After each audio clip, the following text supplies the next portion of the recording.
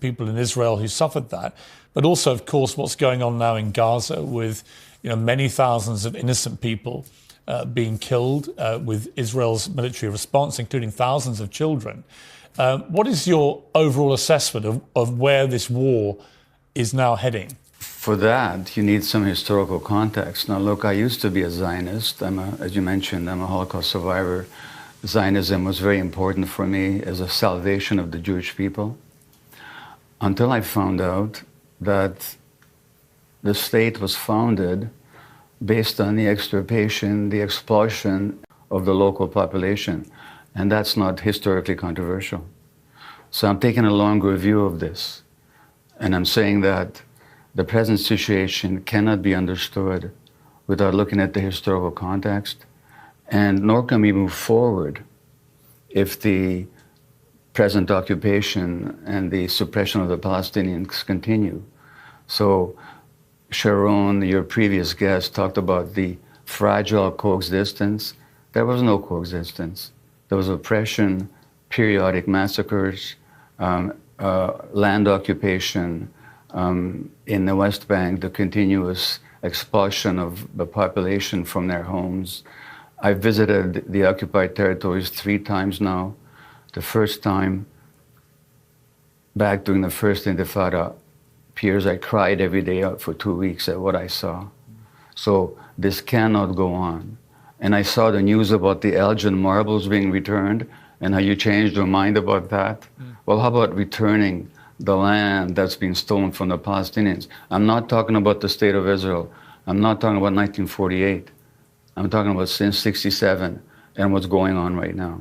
So there's got to be some stop to what's going on, and that's how I understand it. No, this is for the sake of both Israelis and Palestinians. Yes, I completely agree with you. This is a never-ending cycle. I guess from the Israelis' point of view, what happened on October the 7th was on such a gigantically horrific scale. I do get a sense that Israel is in a collective sense of trauma, and that they are determined that Hamas should not be allowed to perpetrate such a massacre again. And they are on record, Hamas, just 2 weeks ago, their spokesman, are saying they would do it again and again and again if they can. So that represents a clear existential threat to the security of people in Israel. So I guess my question for you is, what should Israel's response be? Everyone is increasingly concerned about what is going on in Gaza.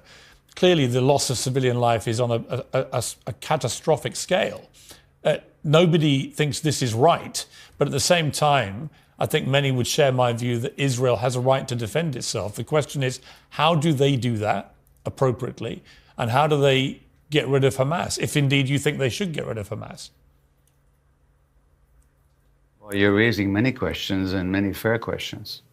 Now, look, I live in Canada, where this country was founded on the suppression and the erasure of the indigenous population and the utter denial of their narrative.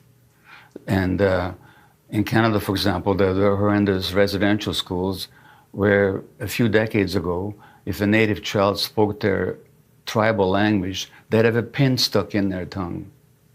Now, most Canadians are not aware of that history.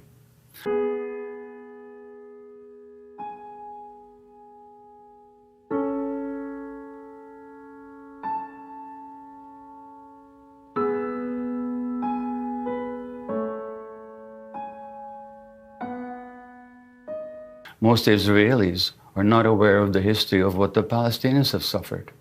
They don't know that in 1948 there were multiple massacres of large numbers of people by Israeli forces. They don't know the history, the subjective experience of the Palestinians. And in the absence of that knowledge, October 7th would just strike them as another horrific anti-Semitic event. I understand the desire for defense and certainly even the desire for revenge, but that's in the absence of knowing what the Palestinian experience has been. And the Western press, and as in all countries where the local population has been displaced, the majority of the population doesn't know the history or the subjective experience. So if you're asking me how to move forward, let's inform ourselves of the actual experience of both sides, not just one side. And just as you had this wonderful Israeli woman, Sharon here, who spoke with such humanity and such poignancy, you might have some Palestinians on explaining their experience of what it's like for them to live under occupation. And in the absence of that conversation, there's no moving forward. And that's all I'm asking for. Israel's right to defense. Yeah. Yes, Israel has the right to defend itself. Every country does. But Israel has no right to impose an occupation on people. Now look, I was born in Hungary. In 1956, when I was 13, studying for Bar Mitzvah, there was the Great Hungarian Revolution against Soviet occupation. And it was after that revolution that we became refugees and came to Canada. Now, did Russia have the right to defend itself against the Hungarian revolutionaries? You know, so, and mostly when we talk about Israel's right of defense, we're taking isolated Palestinian actions, but we're not saying that this population also has the right to defend against the occupation. I'm not justifying the terrible events of October the 7th. I'm talking in the absence of historical awareness. It all just looks like Israel defending itself. But against whom? Against the population that has been massacring in a number of thousands for 80 years and taking their lands and destroying their homes and jailing their children and torturing them. That's the history. Now, unless we know that, it all looks like this poor little country trying to defend itself. But against whom? Against people that's been occupying and displacing for 80 years. That's the history, as Israeli historians have shown. I don't make this stuff up. I wish it wasn't true. I wish I could believe in the dream of the Jewish state. I love that dream. Except I found out at what price, at what nightmare that imposed on the Palestinians. How do you see this ever getting resolved? It seems so intractable, but then, as I always say, so did the Northern Ireland conflict. That seemed intractable when the IRA were committing terror atrocities, but they eventually did get to peace. Can you see a pathway here to peace, and what does it look like? I can. That's a great question again. Look, you're going to have Nick Kyrgios on later on, the tennis player. I just spent a couple of weeks in Serbia and the former Yugoslavia with another tennis player, Novak Djokovic. They have a foundation that promotes healing and child development and so on. So they asked me to speak throughout the former Yugoslavia. You know what horrific atrocities were committed there just a few decades ago. So I was in Belgrade, I was in Sarajevo, I was in Banja Luka, I was in Ljubljana. They're living together now. There are still issues to be worked out, but the minimum condition is the ending of the occupation and the inhumane siege of Gaza. And international law has to be respected. International law is very clear that this occupation is illegal. That has to be the basis of any future agreement. If that was agreed on, and if Israel could live within the borders that are internationally recognized, I believe peace is possible.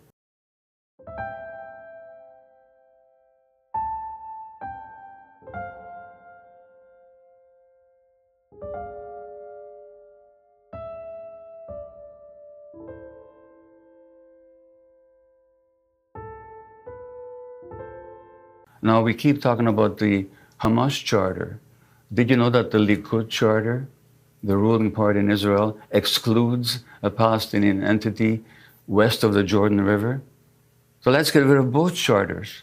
And let's start with the basis of recognition and peace and the ending of this unspeakably brutal occupation. Piers, you have to go there to see it for yourself, as I have. And you would cry every day for 2 weeks as well. And again, most Israelis are simply not aware. I've been to Israel, talked to people. They have no idea what's happening a few miles away from when they're sitting in Tel Aviv having coffee. And they have no idea, or in Jerusalem, and they have no idea what's happening a few miles away, how those people under occupation are living. And this has been, it's not that they're not capable of being aware, but like most people, they're just not. And I'm saying that unless we fully get the Palestinian experience historically and throughout the decades and into the present moment, we can't possibly understand what's going on here.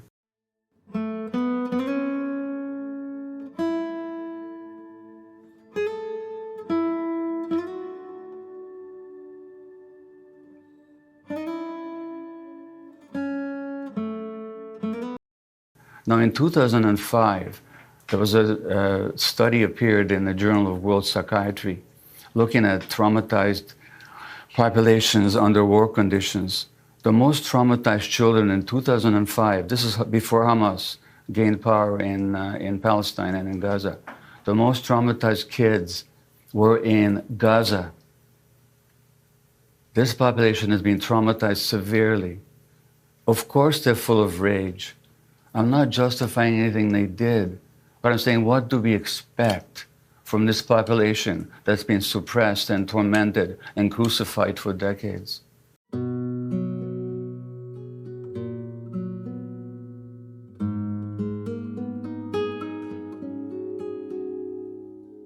Sorry?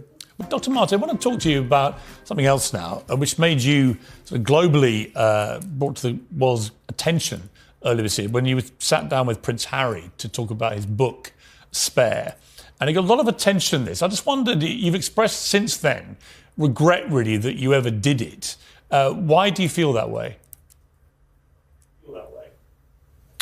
I expressed regret, not about the having done the interview, but the way I agreed that it would be conducted. What I mean by that is I had a strong sense that this interview should be free for everybody. It should be a service to the public. It was a great discussion.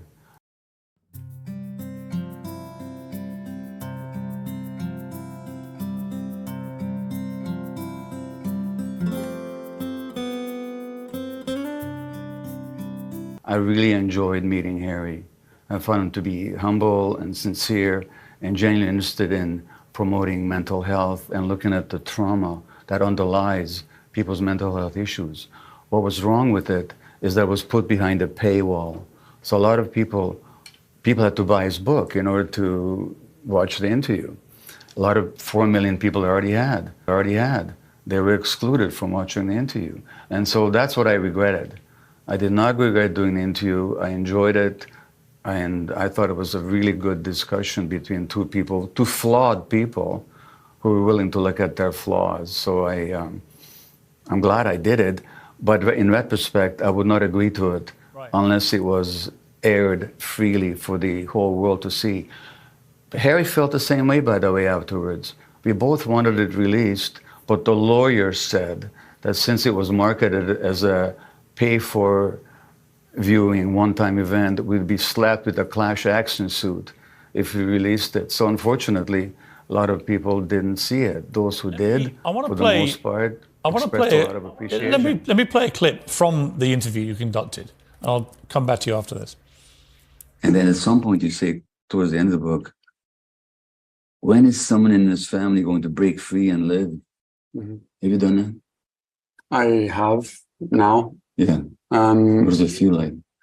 Feels great. I do. I mean, once the book came out, I felt incredibly free. I felt a huge weight off my shoulders. Now, we have very different views about Prince Harry. I'll lay my cards on the table. I think he's behaved disgracefully towards his family, particularly when Prince Philip was dying, and then the Queen was dying. The family was in grief, and all he and his wife Meghan seem to have done to me is chuck flames at the family from abroad and tried to damage them and the institution of the monarchy. But it's interesting that he believed there, and I recognise you feel differently, that he believed there that he's found freedom. But in all your experience of talking to people through, similar kind of family trauma, if you like, can you really find happiness if your freedom involves disconnecting yourself from your entire family? Well, it's a really good question. My eldest son and I, Daniel, with whom I wrote our book, The Myth of Normal, Trauma, Illness, and Healing in a Toxic Culture, are writing a new book now. It's called Hello Again. a fresh start for parents and their adult children. Families are tough. Families hurt each other. Children are traumatized in families. Harry was traumatized in his family, not because his parents didn't love him, but because they were carrying their own trauma and passing it on to the next generation. I passed on my trauma to my children. I didn't mean to, but I did. And so sometimes people can work these things out if there's the willingness on both sides, and people do make mistakes. And I do believe Harry made some mistakes. That goes both ways. People can work it out, and sometimes they can't. And sometimes people find freedom in having to disconnect. In the book, The Myth of Normal, I talk about this tension that we all have between authentic and belonging, attachment and authenticity. If we can belong and connect and be our true selves, that's ideal. But what do we do if in order to be our true selves, our families or our communities won't accept us? Well, for example, over this Israel issue, I made a decision a long time ago that for me, speaking the truth, which doesn't make me right, but speaking my truth is more important than who likes me and who doesn't like me. In 1967, I wrote an article after the war arguing by that time that Israel had occupied these territories quite deliberately and then never give them back. My father kicked me out of the house. I accepted that. Now, my father later on came around and actually agreed with me. But I made the decision that to be myself and to speak my truth, I'm willing to break the contact if that's what it took. A lot of people in that situation, and Harry in that family with a very troubled young mother and a loveless marriage, and a father who was having an affair before he was born, a family that was not a whole lot of touching and holding.